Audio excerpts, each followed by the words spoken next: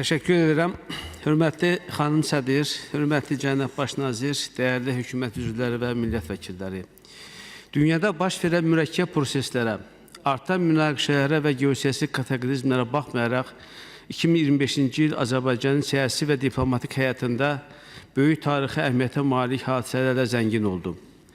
Möhtərəm prezidentimiz cənab İlham Əliyevin rəhbərliyi ilə Azərbaycan son 80 ildə ərazi bütövlüyünü öz gücü ilə bərpa edən yeganə ölkə kimi avqustun 8-də Vaşinqton sammitində ABŞ prezidenti Donald Trump'ın iştirakı ilə sülhün də əldə olunmasına nail oldu.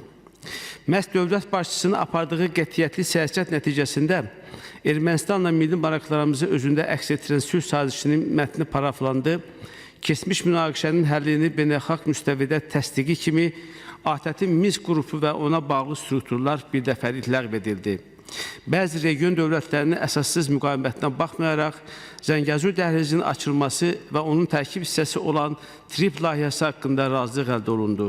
Ermənistana işğal dövründən bəri tətbiq olunan tranzit məhdudiyyətləri aradan qaldırıldı və beləliklə regionumuzda de facto sülhün bərqərar olunması təmin edildi. Bundan başqa 2025-ci ildə Azərbaycanla ABŞ arasında strateji tərəfdaşlıq haqqında xartiyanın hazırlanması və bu ilin 10 fevral tarixində Bakıda imzalanması, Çin ilə hərtərəfli strateji tərəfdaşlıq haqqında birgə bəyanatın qəbulu, ölkəmizin D8 təşkilatına və Mərkəzi Asiya Məşvərət Şurasına tam hüquqlu üzv olması, habelə Türk Dövlətləri Təşkilatının güclənməsinə yönəlik təşəbbüslər ölkəmizin beynəlxalq mövqeyini daha da möhkəmləndirdi. Cənab Prezidentin milli maraqlarımızın qorunması istiqamətində həyata keçirdiyi bu siyasətin, xüsusilə sülh gündəliyini nə qədər uzaq görən və həyati əhəmiyyət daşıdığının hazırda davam edən ABŞ-İsrail-İran müharibəsinin yaratdığı real təhlükəsizlik riskləri fonunda bir daha şahidi olduq.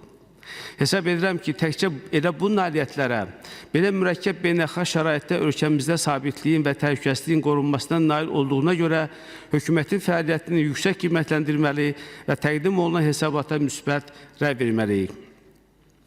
Hörmətli həmkarlar, Nazirlər Kabinetinin iqtisadi və sosial sahədəki fəaliyyəti haqqında deyilən müsbət fikirlərə mən də qoşuluram və hesab edirəm ki, bütün obyektiv çətinliklərə baxmayaraq, hökumət 2025-ci ildə qarşısında duran əsas vəzifələrin öhdəsindən layiqincə gəlmişdir.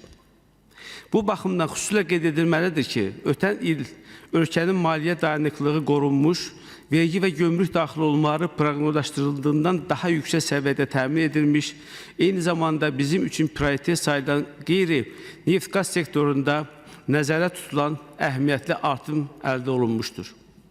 Təqdirə layiq haldır ki, hesabat ilində əhalinin sosial rifahının yüksəldilməsi, təhsil və səhiyyənin inkişaf etdirilməsi hökumətin ən çox diqqət yetirdiyi sahələrdən biri olmuş, pensiyaların, sosial müavinətlərin və əmək haqlarının artırılması, sosial dəstəyə ehtiyacı olan insanlara, xüsusilə şəhid ailələrinə və müharibə əlillərinə dövlət qayğısının daha da gücləndirilməsi məqsədilə zəruri tədbirlər görülmüşdür.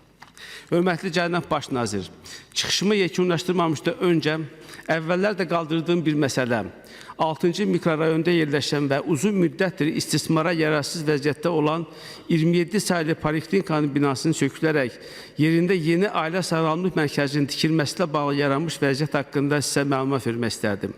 Keçən il sağlamlıq mərkəzinin tikintisi üçün layihə smeta sənədlərinin hazırlanmasına maliyyə vəsaiti ayrılmış, elektron tender keçirilmiş və qalib təşkilat müəyyən edilmişdir. Fürsətdən istifadə edib həm İqtisadiyyat, həm də Səhiyyə Nazirliyinə bu məsələdə göstərdikləri dəstəyə görə təşəkkürümü bildirirəm. Lakin buna baxmayaraq, poliklinikanın torpaq sahəsinin bir hissəsinin müəssisənin balansından çıxarılması səbəbindən layihə smeta sənədlərinin hazırlanması prosesini tam başa çatdırmaq və müvafiq standartlara uyğun tikinti işlərinə başlamaq mümkün olmamışdır. Ona görə də hörmətli cənab baş nazir, sizdən xahiş edirəm ki, bu məsələnin həllinə və ailə sağlamlıq mərkəzinin tikintisi ilə bağlı işlərin tamamlanmasına köməklik edəsiniz.